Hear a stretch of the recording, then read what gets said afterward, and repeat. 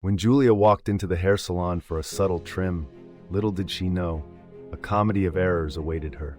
As she gestured her preferred length, a sudden sneeze from the stylist caused an exaggerated snip, leaving Julia with a lopsided bob. Trying to fix the mishap, the stylist mistakenly grabbed the green dye mix, resulting in a striking green patch on her head. The entire salon erupted in laughter as Julia looked at her reflection, now resembling a modern art piece rather than a hair model.